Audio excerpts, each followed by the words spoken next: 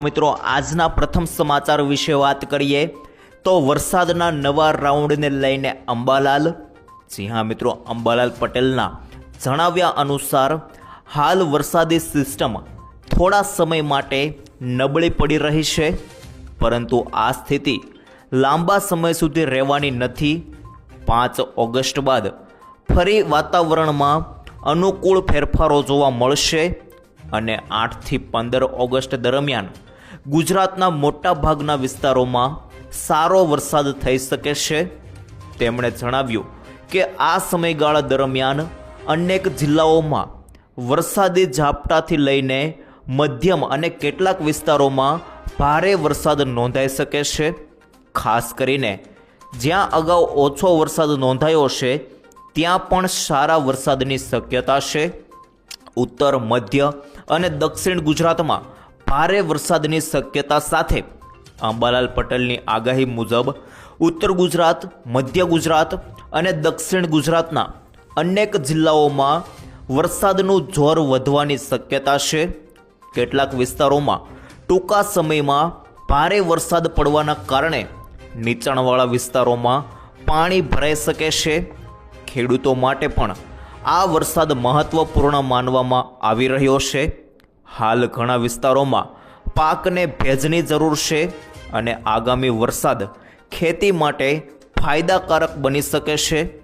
જો આગાહી મુજબ વરસાદ થાય તો કપાસ, મગફળી, સોયાબીન અને મકાઈ સહિતના ખરીફ પાકને તેનો સીધો લાભ મળી શકે છે।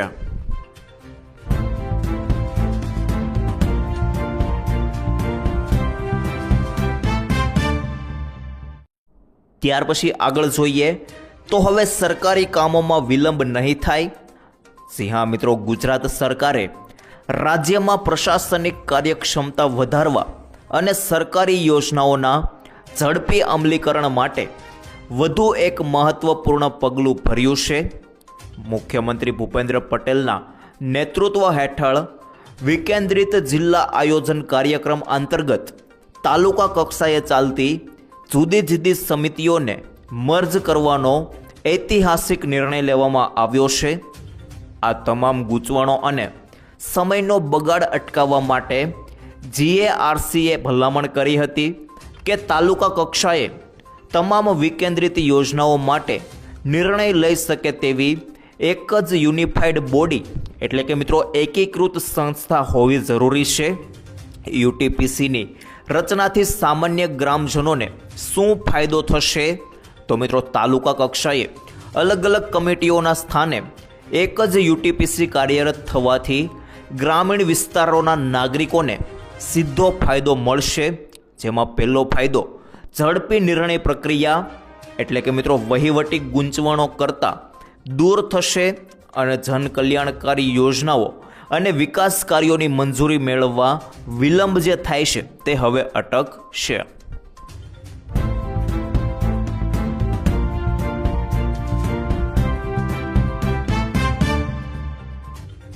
ત્યાર પછી આગળ જોઈએ તો યુવાનોને મળશે રોજગારી। મિત્રો ગુજરાતના યુવાનો અને ઉદ્યોગકારો માટે મોટા સમાચાર સામે આવ્યા છે। રાજ્યમાં મેન્યુફેક્ચરિંગ, ઇન્ફ્રાસ્ટ્રક્ચર વિકાસ અને રોજગારી નિર્માણને વધુ મજબૂત બનાવવા માટે સરકારે આજે સોમવારે એક મોટો નિર્ણય લીધો છે। નાયબ મુખ્યમંત્રી અને ઉદ્યોગ મંત્રી શ્રી હર્ષ સંઘવીની અધ્યક્ષતામાં યોજાયેલી ઉચ્ચ સ્તરીય બેઠકોની શૃંખલામાં વિવિધ યોજનાઓ હેઠળ રાજ્યમાં ₹2999 કરોડથી વધુના ઔદ્યોગિક પ્રોજેક્ટ્સને મંજૂરીની મહોર મારવામાં આવી છે। આ નિર્ણયથી માત્ર નવા ઉદ્યોગો જ નહીં પરંતુ હજારો યુવાનો માટે રોજગારીની નવી તકો પણ ઊભી થશે। અત્યાર સુધીમાં ગુજરાત સરકારે પોતાની ઉદ્યોગલક્ષી નીતિઓથી 1.65 લાખથી વધુ લોકોને સીધી રોજગારી આપીને એક મોટો રેકોર્ડ બનાવ્યો છે।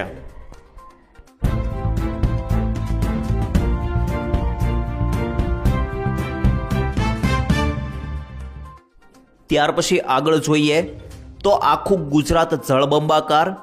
જી હા મિત્રો, દક્ષિણ ગુજરાતમાં સતત વરસી રહેલા ભારે વરસાદના કારણે સુરત જિલ્લાના ઓલપાડ તાલુકામાં પૂર જેવી સ્થિતિ સર્જાઈ છે. કીમ નદીના જળસ્તરમાં વધતા કિનારાવર્તી કડોદરા ગામનું આશિયાના નગર પાણીમાં ગરકાવ થયું છે. પરિસ્થિતિને ધ્યાનમાં રાખીને આર્મીની ટીમ ઓલપાડ કેમ વિસ્તારમાં 2 બોટ સાથે તૈનાત કરવામાં આવી છે. પૂરગ્રસ્ત વિસ્તારોમાં ફસાયેલા લોકોને ભોજનનું વિતરણ કરવામાં આવી રહ્યું છે, જ્યારે પ્રાંત અધિકારી સહિત વહીવટી તંત્ર સહિત સ્થિતિ પર નજર રાખી રહ્યો છે.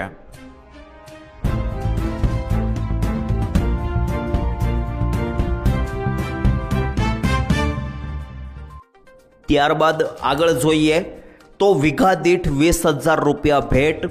જી હા મિત્રો, ગુજરાત સરકાર દ્વારા પ્રાકૃતિક ખેતી કરનારા ખેડૂતોને માટે મહત્વપૂર્ણ નિર્ણય લેવામાં આવ્યો છે.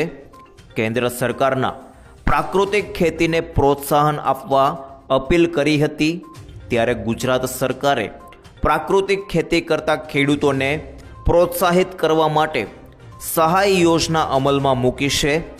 રાજ્ય સરકાર દ્વારા અમલમાં મુકાયેલી નવી યોજનાનો માહિતી આપતા કૃષિ મંત્રી રાઘવજી પટેલે જણાવ્યું હતું કે રાજ્યના દરેક નાગરિકને રાસાયણિક ખાતર તેમજ જંતુનાશક દવાના ઉપયોગ કર્યા વિના ઉત્પાદિત કરેલા શાકભાજી પાકો સરળતાથી મળી રહે તે માટે શાકભાજી પાકોમાં પ્રાકૃતિક કૃષિને પ્રોત્સાહન આપવાની યોજના અમલમાં મૂકવામાં આવી છે. આ યોજના હેઠળ શાકભાજીની ખેતી પ્રાકૃતિક ખેતી પદ્ધતિથી કરતા હોય તેવા ખેડૂતોને બિયારણ, પ્રાકૃતિક ઇનપુટ ખેતી ખર્ચ તથા શાકભાજીની પ્રાકૃતિક ખેતીને પ્રોત્સાહન મળે તે માટે મહત્તમ રૂપિયા 20,000 પ્રતિ હેક્ટર સહાય આપવામાં આવશે. આ યોજનાના અમલીકરણ માટે સરકાર દ્વારા અંદાજપત્રમાં રૂપિયા 1,000 લાખની રકમ ફાળવવામાં આવી છે.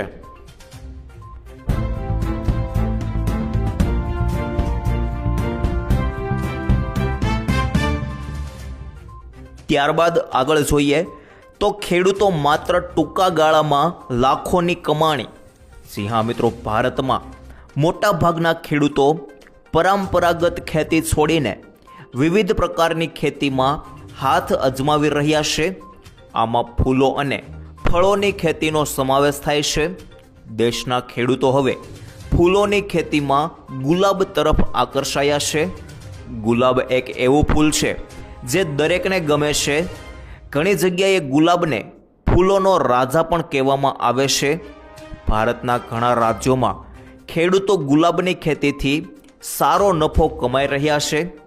ખેડૂતો ગુલાબની ખેતીમાં એકવાર રોકાણ કરીને વર્ષો સુધી નફો કમાઈ શકે છે. ગુલાબની ખેતી માટે કેવું હવામાન હોવું જોઈએ? તો મિત્રો, ગુલાબની ખેતી માટે સમશીતોષ્ણ વાતાવરણ યોગ્ય માનવામાં આવે છે, જ્યાં તાપમાન 15 થી 30 હોય છે. ત્યાં ગુલાબ સારી રીતે ઉગે છે અને લોમી માટી ગુલાબની ખેતી માટે યોગ્ય છે, જેમાં સારી ડ્રેનેજ સુવિધા અને કાર્બનિક પદાર્થનું પ્રમાણ વધુ હોય છે. ગુલાબની ખેતી કયા મહિનામાં કરવી જોઈએ? તો ખેડૂતોએ જુલાઈથી ઓગસ્ટ મહિનામાં ગુલાબની ખેતી કરવી જોઈએ. તે ચોમાસા દરમિયાન વાવવામાં આવે છે અને તેનો પાક સપ્ટેમ્બર અને ઓક્ટોબર મહિનામાં ફૂલ આવવા લાગે છે. ગુલાબની ખેતીથી ખેડૂતો 1 હેક્ટર એટલે કે 4 વીઘા જમીનમાંથી લગભગ 5 થી 6 લાખ રૂપિયા કમાઈ શકે છે. આ ખેતીનો બીજો ફાયદો એ છે કે એકવાર છોડ ઉગી જાય પછી તે દર વર્ષે પૈસા કમાય છે. આ રીતે ખેડૂતો ગુલાબની ખેતી કરીને વર્ષ દર વર્ષ નફો કમાઈ શકે છે.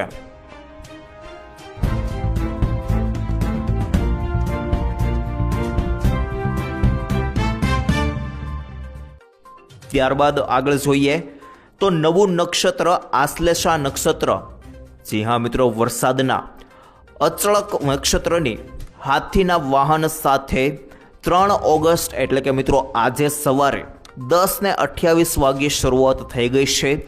મિત્રો આ આશ્લેષા નક્ષત્રને ઘણા લોકો અચળક નક્ષત્ર પણ કહે છે અને આ નક્ષત્રનું વાહન હાથી હોય છે અને મિત્રો આ નક્ષત્ર 3 તારીખથી લઈને 17 તારીખ સુધી ચાલવાનું છે। મિત્રો આ નક્ષત્રમાં હાથીઓ નક્કી પોતાની સૂંઢ ફેરવશે તેવું લાગી રહ્યું છે।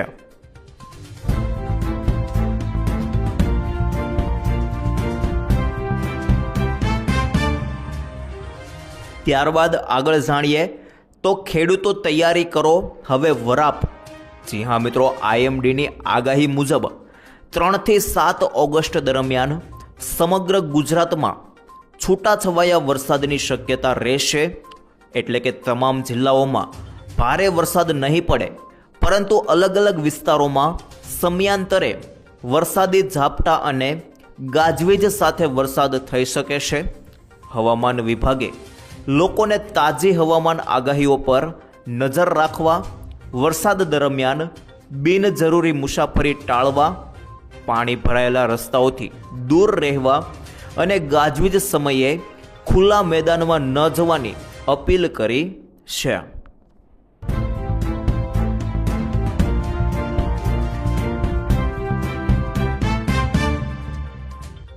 ત્યાર પછી આગળ જોઈએ તો મોદીનું મોટું એલાન આખા દેશમાં।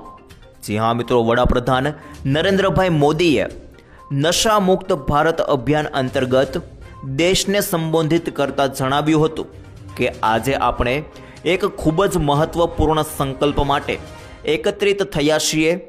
આ અભિયાન માત્ર વ્યક્તિ કે પરિવાર માટે જ નહીં, પરંતુ સમગ્ર સમાજ અને રાષ્ટ્ર માટે અત્યંત જરૂરી છે। વિકસિત ભારતના નિર્માણ માટે યુવાનોનું નશા મુક્ત હોવું અનિવાર્ય છે, જેની અંદર મિત્રો 1 કરોડથી વધુ લોકો જોડાયા। જી હા મિત્રો, આ રાષ્ટ્રીય અભિયાનમાં દેશભરમાંથી 28,000થી વધુ સ્થળો પરથી 1 કરોડથી વધુ નાગરિકો જોડાયા છે।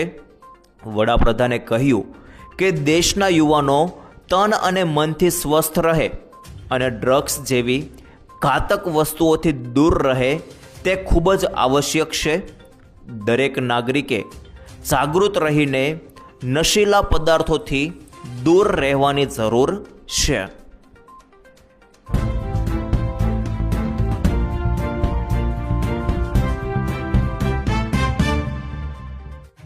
ત્યાર પછી આગળ જાણીએ તો દરેક લોકો ધ્યાન આપે મોટા સમાચાર। જી હા મિત્રો, ગુજરાત સરકારે ગ્રામ્ય ઘર વિહોણા પરિવારોને મફત પ્લોટ પર ઘર બાંધવામાં મદદ કરવા મહત્વનો નિર્ણય લીધો છે। હવે પ્લોટ દીઠ જમીન સમતળ કરવા માટેની સહાય ₹1000થી વધારીને 5000 કરવામાં આવી છે। આ ઉપરાંત ખાડા ટેકરાવાળી જમીન સમતળ કરવા માટે પ્રતિ હેક્ટર સહાય ₹50,000થી વધારીને 2 લાખ કરી છે। મુખ્યમંત્રીના આ નિર્ણયથી ગ્રામીણ વિસ્તારોમાં આવાસ યોજના વધુ સકારાત્મક બનશે।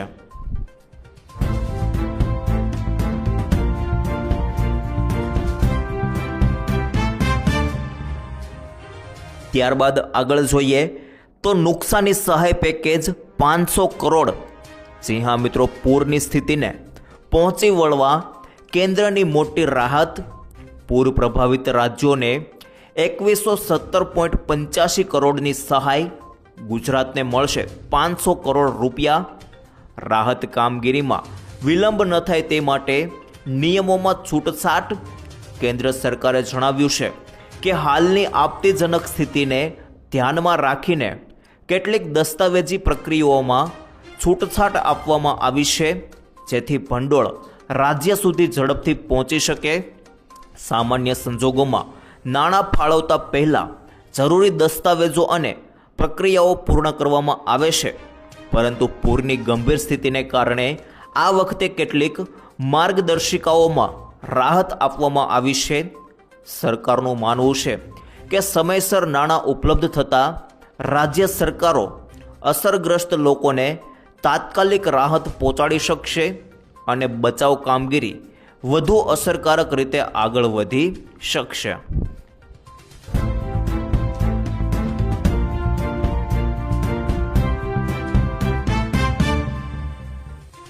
ત્યારબાદ આગળ જોઈએ તો પૂરના કહેરમાં ખેડૂતોને પાકો ડૂબ્યા. જી હા મિત્રો, દક્ષિણ ગુજરાતમાં ધોધમાર વરસાદ અને વારંવાર આવતા પૂરના કારણે ખેડૂતોની સ્થિતિ અત્યંત દયનીય બની છે. નવસારી સહિત સમગ્ર દક્ષિણ ગુજરાતમાં માત્ર એક સપ્તાહમાં 2 વખત પૂર આવતા ગુજરાતના ઊભા પાકને મોટા પાયે નુકસાન પહોંચ્યું છે. હજુ તો પહેલાં 2 પૂરના પાણી ઓસર્યા ન હતા અને નુકસાનનો સર્વે ચાલી રહ્યો હતો, ત્યાં જ 15 દિવસમાં ત્રીજી વખત ભયાનક પૂર આવતા ખેડૂતો માટે હાથ દઈને રડવા માટે મજબૂર બન્યા છે. આ કુદરતી આફતે હજારો ખેડૂતોને ઊંડા સંકટમાં ધકેલી દીધા છે. પ્રાથમિક માહિતી મુજબ નવસારી જિલ્લાના કુલ 366 ગામોમાંથી 320 ગામોમાં ખેતીવાડીને થયેલા નુકસાનનો સર્વે ચાલી રહ્યો છે. જોકે ત્રીજા પૂરના કારણે આ સર્વેની કામગીરીને પણ અસર પહોંચી છે. જે વિસ્તારોમાં સર્વે થઈ ગયો હતો ત્યાં પણ ફરીથી નુકસાન થતાં નવેસરથી સર્વે હાથ ધરવો પડે તેવી સ્થિતિ નિર્માણ થઈ ગઈ છે. રાજ્ય સરકારે હજુ સુધી પૂરથી પ્રભાવિત ખેડૂતો માટે કોઈ વચગાળાનું સહાય પેકેજ જાહેર કર્યું નથી, જેના કારણે ખેડૂતોમાં ભારે અસંતોષ અને નિરાશા જોવા મળી રહી છે.